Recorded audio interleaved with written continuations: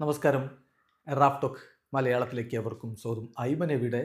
അദ്ദേഹത്തെക്കുറിച്ചൊരു video ചെയ്യാമോ? നിരവധി സുഹൃത്തുക്കൾ പലപ്പോഴായിട്ട് ഇങ്ങനെ കമൻറ്റ് ബോക്സിൽ ചോദിക്കുന്ന ചോദ്യമാണ്.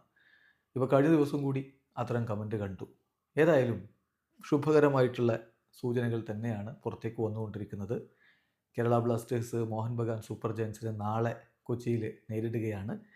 ലഭ്യമാവുന്ന വിവരപ്രകാരം മുഹമ്മദ് ഐമൻ സെലക്ഷൻ റെഡിയാണ്. അടുത്ത മത്സരത്തെ സെലക്ഷൻ അദ്ദേഹം റെഡിയാണ്, അദ്ദേഹം അവൈലബിൾ ആണ്. അതാണിപ്പോൾ ലഭ്യമാകുന്ന വിവരം. ബ്ലാസ്റ്റേഴ്സുമായി അടുത്ത വൃത്തങ്ങളിൽ നിന്നും മറ്റുമൊക്കെ ലഭിക്കുന്ന സൂചനകൾ അതാണ്.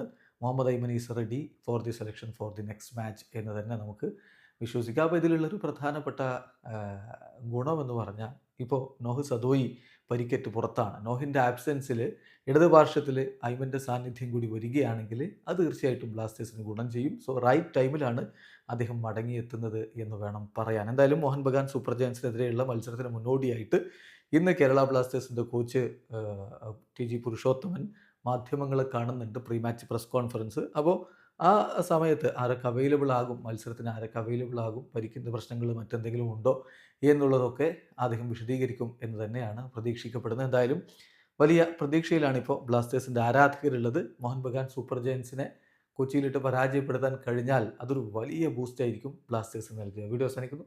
ഫുട്ബോൾ ലോകത്തെ കൂടുതൽ വിശേഷങ്ങളുമായി റാഫ് ടോക്സ് വീണ്ടും എത്താം.